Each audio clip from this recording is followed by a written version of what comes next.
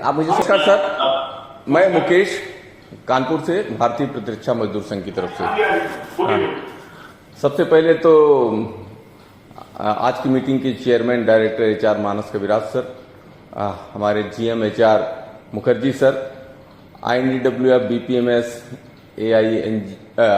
NDNGS और NDGBGO के सम्मानित सदस्य जो यहाँ उपस्थित हैं, उन सबका मैं स्वागत करता हूँ।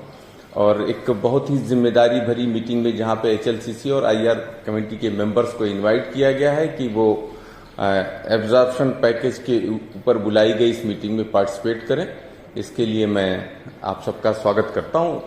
और कुछ बातें हैं हम सबके मन में जो आपके सामने रखना चाहता हूँ, क्योंकि ये लगभग 65,000 एम्प्लॉइज के भविष्य का सवाल है। हम सब सैद्धांतिक रूप से ऑर्डिनेंस फैक्ट्री को निगम में बदलने के खिलाफ शुरू से रहे हैं और इसको प्रोटेक्ट करने के लिए ऑर्डिनेंस फैक्ट्रीज के डिपार्टमेंटल ग्रंथ स्वरूप को बनाए रखने के लिए हमने संवाद से लेकर के संघर्ष तक की सारी यात्रा की और अपने सारे रिसोर्स का इस्तेमाल करते हुए हम लोगों ने एक बड़ा निर्णय सरकार से करा पाने में सक्षम हुए, और वो था कि जो आयु निर्माणी के कर्मचारी हैं वो टिल रिटायरमेंट डीम्ड डिप्टेशन पे बने रह सकते हैं।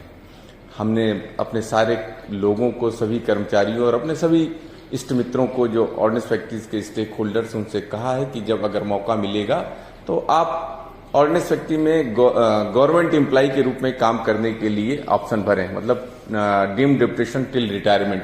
और मुझे उम्मीद है कि हमारे 99% लोग ऐसे रहेंगे जो डीम्ड डिप्टेशन पे रहना चाहेंगे कारपोरेशन में, क्योंकि गवर्नमेंट के साथ रहने में हम लोग की नियुक्ति ही गवर्नमेंट में हुई थी, इसलिए हम रिटायर भी गवर्नमेंट के साथ में ही होना चाहेंगे।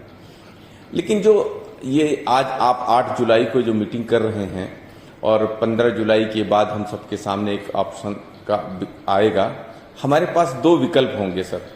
एक विकल्प जो है वो कारपोरेशन की जो सेवा शर्तें हैं उनके बारे में आपने बता रखा है कि जो कारपोरेशन में जाएंगे उनको क्या क्या बेनिफिट मिलेगा।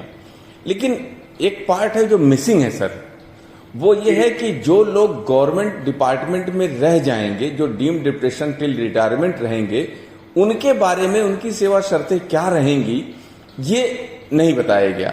और सर ऑप्शन देते समय लेवल प्लेइंग फील्ड होना चाहिए। एक तरफ हम रहेंगे तो हमको ये चीजें मिलेंगे और दूसरी तरफ हम जाएंगे तो क्या क्या चीजें मिलेंगी। एक तरफ का हमको पता हो गया सर कारपोरेशन का, लेकिन गवर्नमेंट सेक्टर में रहने पे हमारा कैरियर प्रोग्रेशन कैसे होगा कि नहीं होगा। जो आज एक DGM है वो ज्वाइंट GM या GM बनेगा कि नहीं बनेगा, skilled worker HS2 HS1 MCM बनेगा या नहीं बनेगा, LDC UDC OS या चार्जमैन बनेगा कि नहीं बनेगा। ये जो कैरियर प्रोग्रेशन का मामला है ये भी कहीं लिख करके आना चाहिए था कि ये हम इसमें हमारे साथ क्या होने वाला। दूसरा, हम सारे कारपोरेशन के बारे में सोचते हैं और चाहते हैं कि ये कारपोरेशन चूंकि भारत सरकार के द्वारा बनाई गई है, ये राष्ट्रीय हित का मामला है, ये कारपोरेशन की उम्र बहुत लंबी हो। जैसे पिछले 225 वर्षों से ऑर्डिनेंस फैक्ट्री सेवा कर रही थी, ऐसे ही अनेक सैकड़ों वर्ष तक ये कारपोरेशन चले। लेकिन जो एक स्पेसिफिक सेक्टर में हम लोग काम कर रहे हैं, डिफेंस सेक्टर में, यहाँ पे कारपोरेशन का बहुत लंबे समय तक चल पाना बहुत सारी चीजों के ऊपर निर्भर करता है। और वो चीजें कारपोरेशन में काम करने वाले अधिकारियों या कर्मचारियों के हाथ में नहीं है। खासतौर से जियोपॉलिटिकल सिनेरियो में गवर्नमेंट के जो डिसीजंस हैं, पॉलिसी डिसीजंस हैं, कारपोरेशंस के बारे में जो डिसीजंस है, डिफेंस प्रोक्योरमेंट पॉलिसीज का जो असर पड़ेगा, उन सब की वजह से हमारे मन में चिंताएं आती हैं। और हम ये सोचते हैं सर कि अगर खुदा न खास्ता 10 साल में कारपोरेशन के सामने कोई ऐसी स्थिति आ गई जैसे फाइनेंशियल लॉसेस होने लगे, या गवर्नमेंट कोई रिस्ट्रक्चरिंग करती है, डिसइन्वेस्टमेंट का कोई डिसीजन करती है, मर्जर का कोई डिसीजन करती है, जैसे अभी चल रहा है ऑर्डिनेंस इक्विपमेंट फैक्ट्री हजरतपुर का GIL के साथ में, या प्राइवेटाइजेशन या कोई दूसरा एनी एडवर्स बिजनेस सिचुएशन अगर होती है, और तो उसका सीधा असर उन लोगों के पड़ेगा जो कारपोरेशन के एम्प्लॉय हैं। लेकिन उन कारपोरेशन में जो डीम्ड डिप्टेशन पे हम लोग जो अभी ऑर्डिनेंस फैक्ट्री के कर्मचारी हैं, हमारे भविष्य का क्या होगा। मान लीजिए कि हमने ऑप्ट कर लिया कि हम डीम्ड डिप्टेशन में रहेंगे SF में AWIL में, और 10 साल के बाद AWIL या किसी दूसरी DPSU की स्थिति खराब होती है, तो ये जो डीम्ड डिप्यूटेशन वाले लोग हैं, इनका क्या होगा, इनका भविष्य कैसे सुरक्षित रहेगा? क्योंकि आप अपने एम्प्लॉय के बारे में तो फैसला कर सकते हैं, इन सरकारी कर्मचारियों के बारे में भी अनिश्चितता है। तो एक ये क्वेश्चन हमारे मन में आता है। तीसरा एक पॉइंट है सर, ये जो हम सब का, जो उन लोगों के लिए जो डीम्ड डिप्यूटेशन टिल रिटायरमेंट रहने वाले हैं, इनका एडमिनिस्ट्रेटिव कंट्रोल मैकेनिज्म क्या होगा? जैसे अभी हम लोग के लिए फील्ड यूनिट बनी है, DOC&S है। ये जब सारे लोग DOC&S, जैसा भी आनंद जी ने कहा, या फील्ड यूनिट्स कन्वर्ट हो जाएंगी, सबको ऑप्शन मिल जाएगा, ये सिस्टम खत्म हो जाएगा।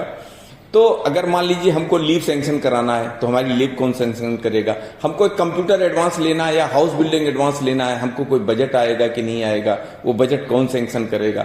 हमारी डिसिप्लिनरी अथॉरिटी कौन होगी? क्योंकि आज की तारीख में कोई GM या उसके इक्विवेलेंट का पोस्ट है कि नहीं, ये रहेगा या नहीं रहेगा? कंपैशनेट डाउन अपॉइंटमेंट्स क्या होगा? ऐसा तो है नहीं कि हम गवर्नमेंट सेक्टर में रहेंगे या हम डीम्ड डिप्यूटेशन टिल रिटायरमेंट रहेंगे तो हम अजर अमर हो जाएंगे। अगर कारपोरेशन का एम्प्लॉय की डेथ हो सकती है, तो जो डीम्ड डिप्यूटेशन पे है उसकी भी डेथ हो सकती है। ऐसे मामलों में कंपैशनेट डाउन अपॉइंटमेंट्स का क्या होगा?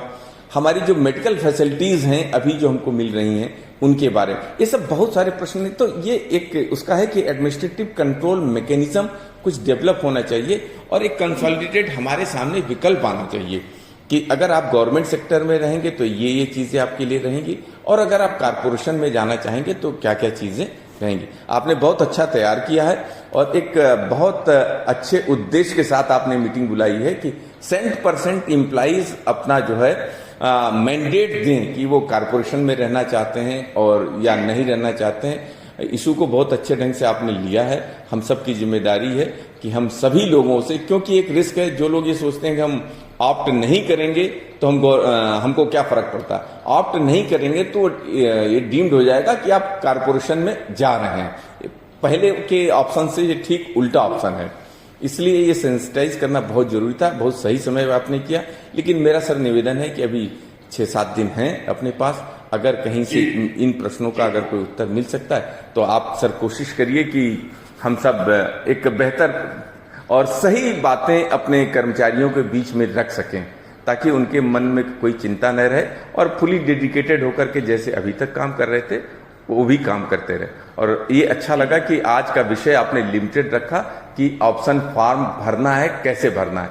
उसमें एक इशू ऐसा पता चला है कि कोई भी किसी का प्रैन नंबर भर करके उसको खोल सकता है और ऑप्शन को प्रिंट आउट करके जमा कर सकता है। ये सर एक चिंता का कारण है, इसको ठीक से एक बार फिर से चेक करके जाने की जरूरत है कि मान लीजिए मैं अपने किसी कलीग का नंबर जानता हूं, उसके नंबर से उसका फॉर्म डाउनलोड किया और कोई ऑप्शन भर करके जमा कर दिया।